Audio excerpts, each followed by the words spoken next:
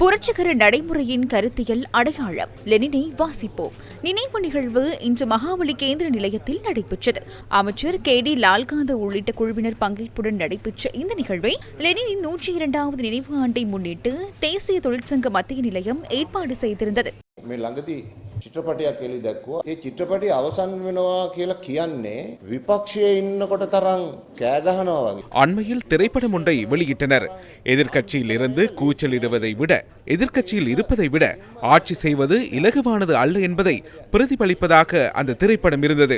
அது நேரடியாகவே எம்மை இலக்கு வைத்து வெளியிடப்பட்டுள்ளது. அதில் மறைப்பதற்கொன்றுமில்லை. அவ்வாறு கூறுபவர்களுக்கு பதிலளிக்க வேண்டும். எமது கட்சி 1965ஆம் ஆண்டிலேயே செயற்பட ஆரம்பித்தது.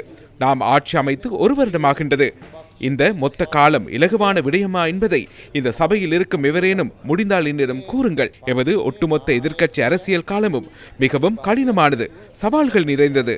எமது கட்சியின் தலைவர் எவ்வித விசாரணையின்றி நீதிமன்ற செயல்முறையின்றி கொலை செய்யப்பட்டார். ஒட்டுமொத்த தலைமைத்துவ சபையையும் கொலை செய்தனர். 60,000 பேரை கொலை செய்தனர். அதிகளவிலான சொத்துக்களுக்கு சேதம் விளைவித்தனர். எமது கட்சியை தடை செய்தனர். நாம் எதிர்க்கட்சி அரசியல் செய்யும் போது ஏற்பட்ட அளவிற்கு அழுத்தங்களும் துன்புறுத்தல்களும் சித்திரவதைகளும் சவால்களும் வேறு எவருக்கும் இருந்ததில்லை. ஆகவே முன்னைய காலத்தை விடவும் இது மிகவும் இலகுவானது என நான் கூறுகின்றேன். இது இலகுவாக உள்ளது, சவால்கள் உள்ளது, இல்லை என்று கூறவில்லை. அரசியல் ரீதியாக எமக்கு பலர் விமர்சனங்களையும் தாக்குதல்களையும் முன்வைக்கின்றனர். அது வியாபித்துள்ளது. பெரும்பாலும் நாம் அமைதியாக இருக்கின்றோம். உங்களுக்கு 159 ஆசனங்கள் உள்ளன. நிறைவேற்ற அதிகாரம் கொண்ட ஜனாதிபதியும் இருக்கின்றார். ஏன் இவ்வாறு அமைதியாக இருக்கின்றீர்கள் என சில சகோதர சகோதரிகள் கேள்வி எழுப்புகின்றனர். நாம் உங்களுக்கு அதிகாரத்தை வழங்கியுள்ளோம், நீங்கள் அதனை பயன்படுத்துவதில்லை என கூறுகின்றனர். கடுமையான விமர்சனங்களையும் முன்வைக்கின்றனர். அது பரவாயில்லை, நாம் அவ்வப்போது தாக்குகின்றோம்.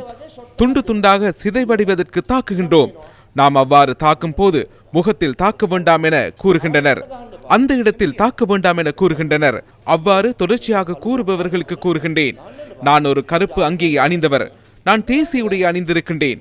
என்னை தாக்க வேண்டாம். அவ்வாறு தாக்க முடியாது. நான் காவி உடை அணிந்திருக்கின்றேன். ஆகவே என்னை தாக்க முடியாது. அப்படி கூறுபவர்களுக்கு நான் ஒரு விடயத்தை கூற வேண்டியுள்ளது. அரசியல் செய்வதாக இருந்தால் ஒன்றில் அவற்றை ஓரமாக வைத்துவிட்டு வாருங்கள். ஆனால் நாம் வழங்க வேண்டிய விமர்சனத்தை எந்த ஆடை அணிந்திருந்தாலும் நாம் வழங்குவோம். அவ்வாறு நாம் தாக்கும் போது நாம் ஃபவுல் ஷாட் அடிப்பதாக கூற வேண்டாம். இதனை சகோதர சகோதரிகள் சமூகமயப்படுத்த வேண்டும். இல்லாவிட்டால் ஏதோ ஒன்றை பயன்படுத்தி மூடிக்கொண்டிருப்பவர்களுக்கு உரிய முறையில் எம்மால் அரசியல் ரீதியான தாக்குதலை மேற்கொள்ள முடியாது. எமக்கு பல்வேறு வகையான அரசியல் தாக்குதல்களை நடத்தும் போது நாம் ஏதோ ஒரு சந்தர்ப்பத்தில் பதில் தாக்குதலை கடுமையாக நடத்துவோம் என்பதை புரிந்து கொள்ள வேண்டும். 159 உறுப்பினர்களையும் நிறைவேற்ற அதிகாரம் கொண்ட ஜனாதிபதியையும் ஒரு பீரங்கி என நினைத்தால் நாம் கெட்டபோலால் அடிக்க வேண்டிய விடயத்திற்கு பீரங்கியை பயன்படுத்த போவதில்லை. நாம் தாக்கும் போது, எதிரிகளை தாக்கும் போது ஃபவுல் ஷாட் அடிப்பதாக கூற வேண்டாம். මොකද සතුරට ගහනකොට ඒවා නීත්‍යානුකූල ෂොට්ද පවුල් ෂොට්ද කියන එක ලෙනින්ට අනුවම අදාළ නැහැ.